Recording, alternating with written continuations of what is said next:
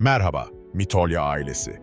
Bugün sizlerle Türk mitolojisinin en büyüleyici ve gizemli varlıklarından biri olan Yelbegen'in inanılmaz hikayesini paylaşacağım.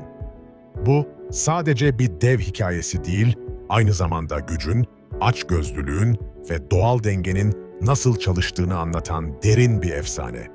Yelbegen, Türk mitolojisinde çok başlı, dev boyutlarda bir yaratık olarak bilinir.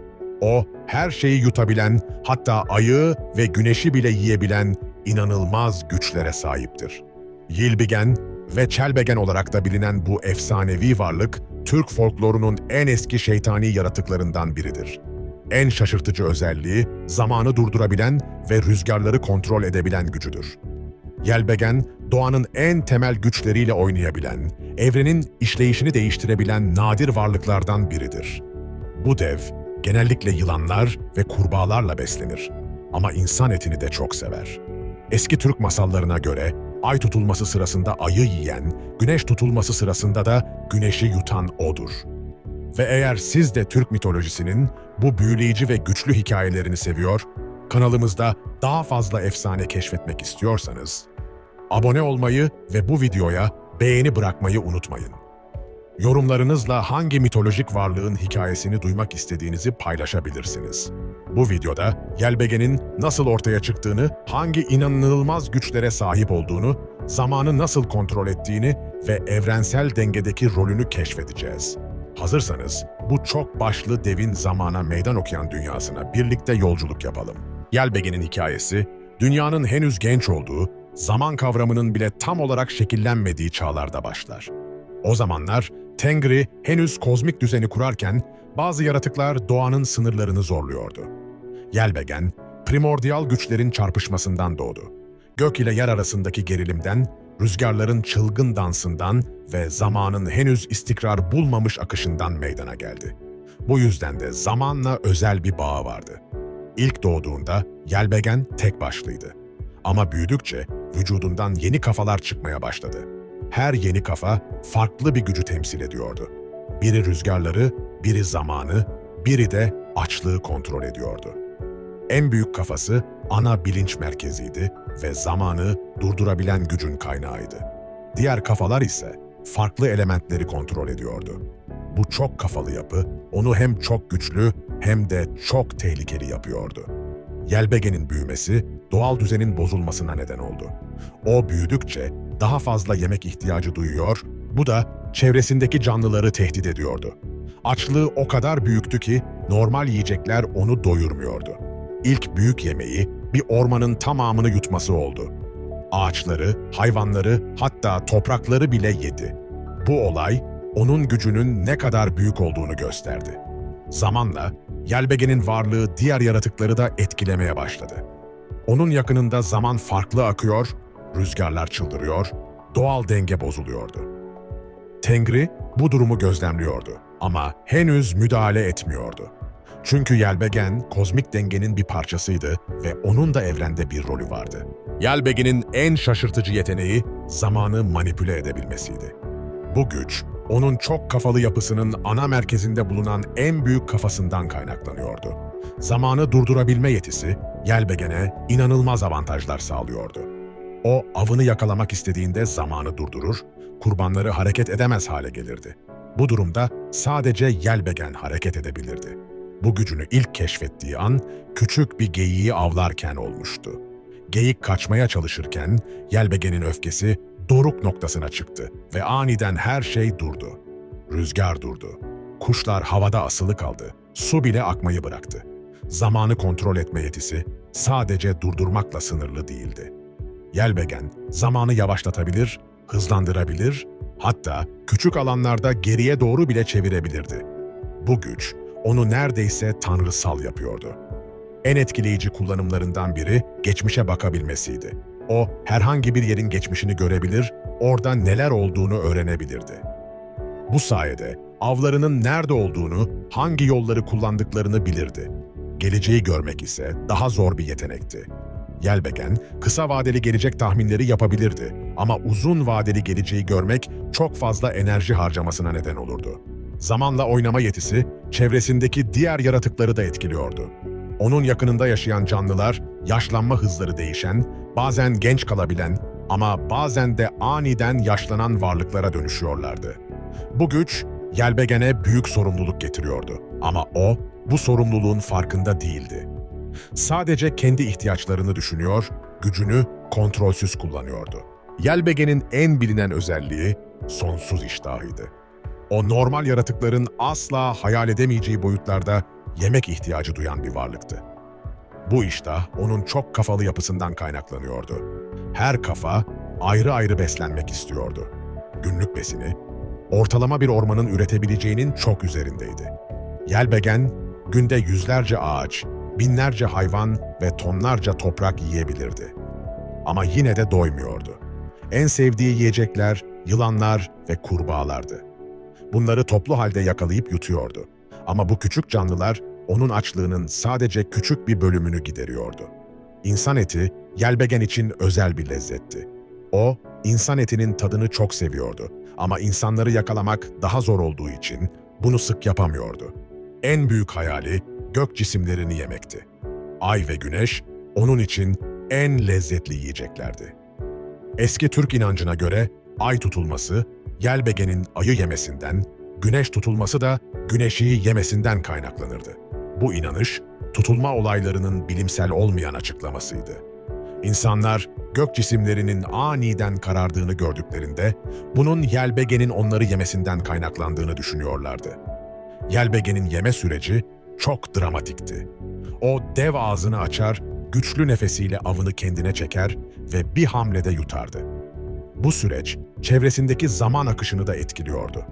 Bazen çok büyük şeyler yerken zamanı tamamen durdurması gerekiyordu.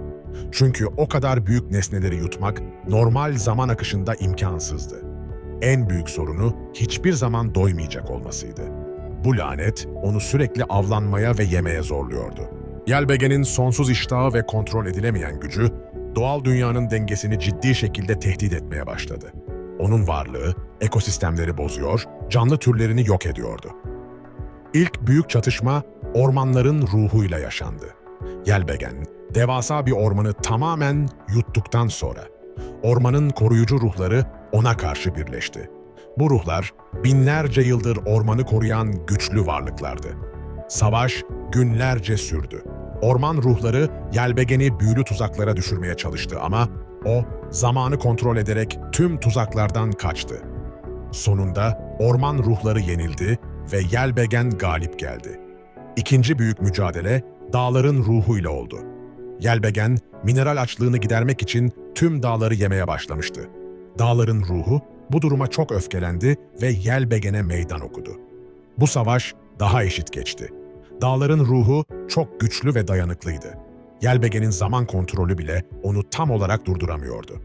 Savaş uzun süre devam etti ama sonuç belirsiz kaldı.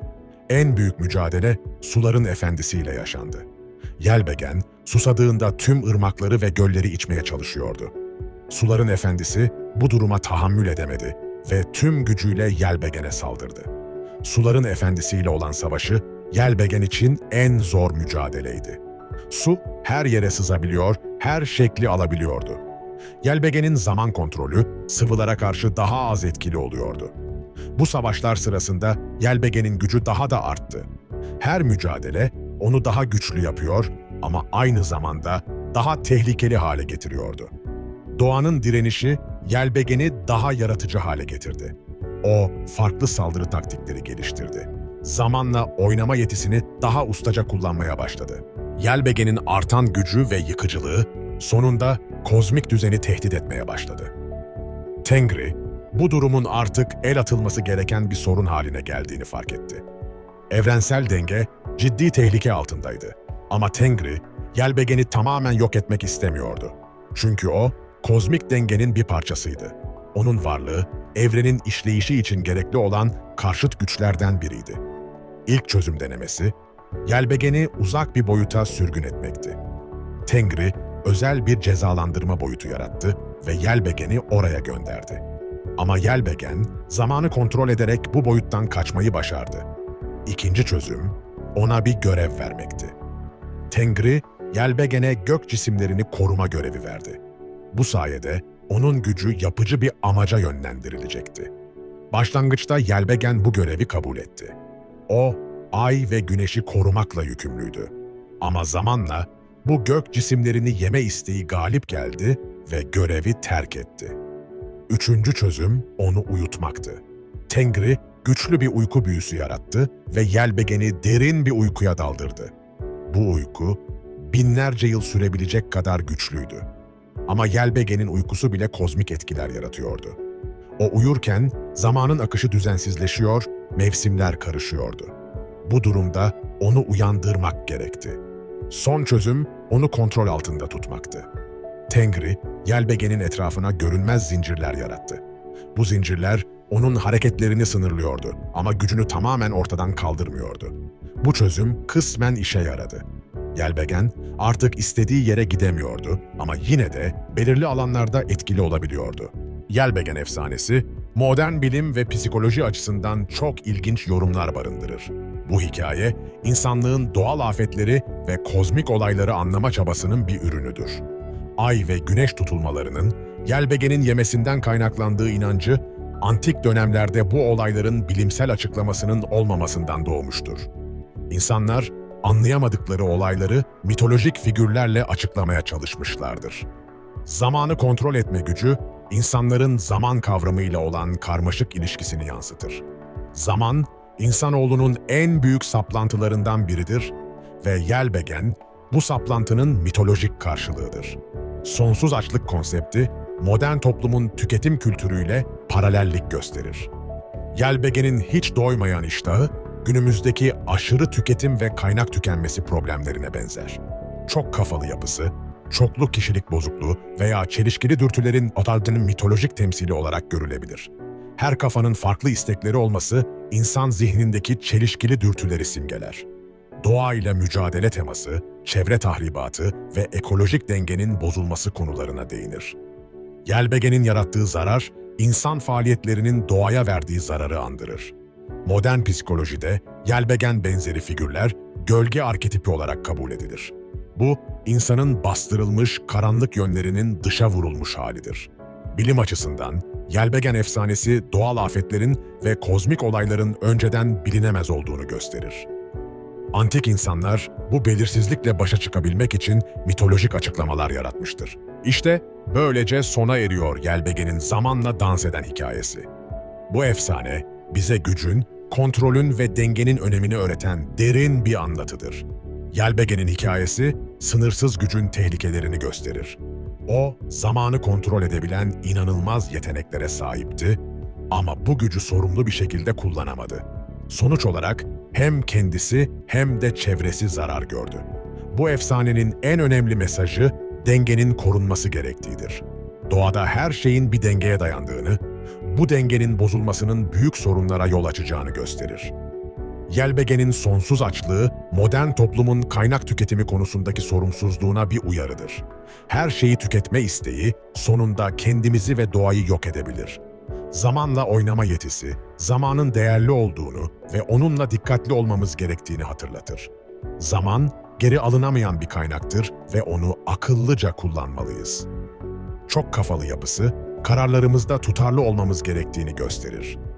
Çelişkili dürtüler ve istekler bizi Yelbegen gibi kaosa sürükleyebilir.